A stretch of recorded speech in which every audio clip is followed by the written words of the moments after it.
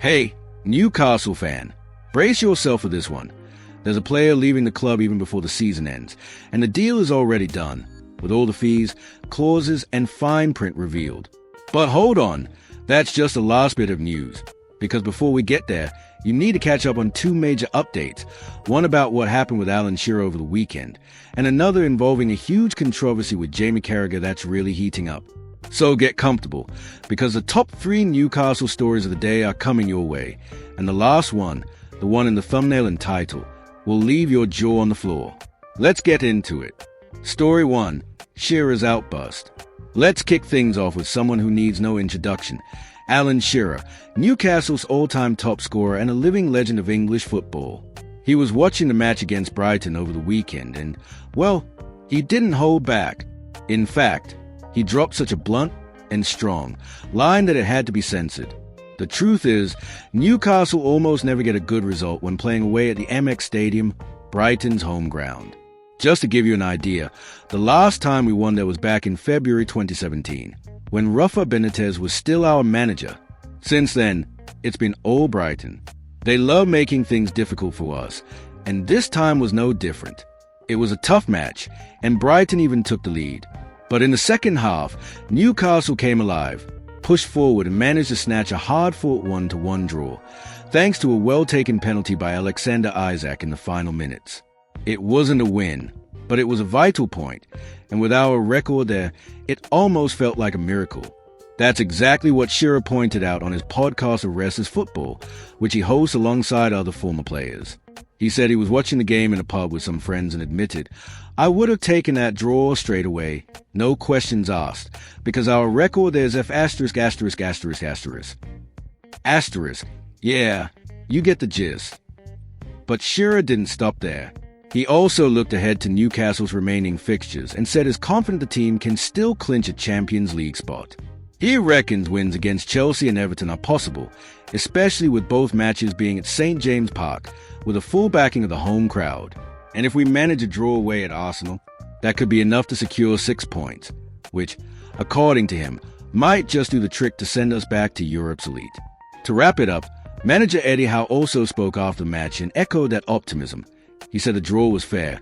The team wasn't as creative as it could have been, but that point could prove crucial in this final stretch. So, between Shearer, Howe and the fans, the mood is still hopeful.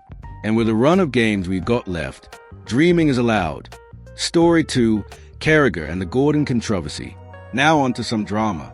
Jamie Carragher, the former Liverpool defender and now Sky Sports pundit, is being called a hypocrite by a lot of fans. Why? Well, a while back, he defended Anthony Gordon after the player missed a penalty against Everton, saying the club were wrong to criticize him. But now, Carragher is going after another local lad, Trent Alexander-Arnold, who could leave Liverpool on a free transfer to join Real Madrid. That's got fans riled up, especially those who remember how passionately Carragher backed Gordon at the time. Gordon, by the way, has just signed a new contract with Newcastle and has made it clear he wants to win trophies at St. James Park. He even said, "This club is perfect for me." Now that's a player who's turned things around. Story 3. Today's main headline, Lloyd Kelly sale confirmed. And now it's time for today's biggest headline, the one you saw in the thumbnail, and the one that's got everyone talking. Lloyd Kelly's transfer to Juventus is confirmed. That's right. Newcastle have now secured the sale of the defender for a fee that could rise to an impressive £20 million. The deal, which had been quietly brewing behind the scenes, has now been revealed in full detail. Let's quickly recap how it all unfolded. Lloyd Kelly joined Newcastle last summer on a free transfer from Bournemouth, a calculated move to add depth to the defence. But with heavy competition from names like Sven Botman, Dan Burn and young Lewis Hall, he struggled to find a regular spot in the starting 11.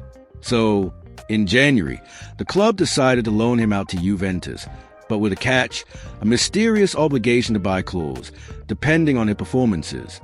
At the time, most people believed the clause would only be triggered if Juventus qualified for European competition. But it turns out that wasn't quite the case.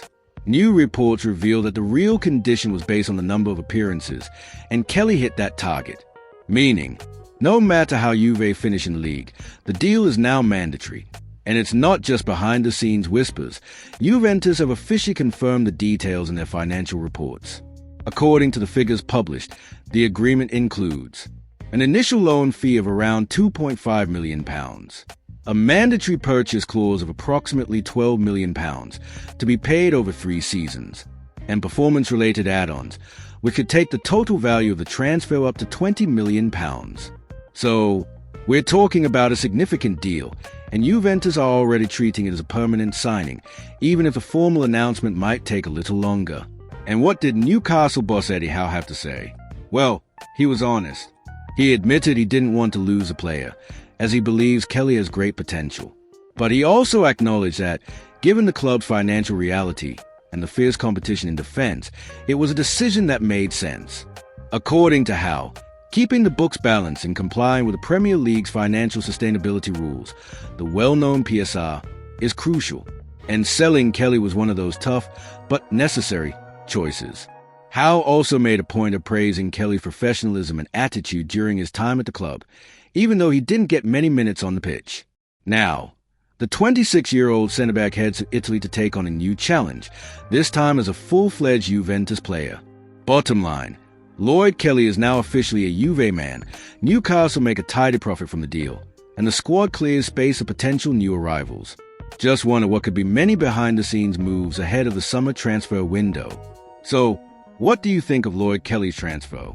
Was it a smart move for Newcastle, or are we going to regret it? Drop your thoughts in the comments. I'd love to hear what you think. If you enjoyed today's updates, don't forget to leave a like, subscribe to the channel, and hit the notification bell so you don't miss any news about our Magpies.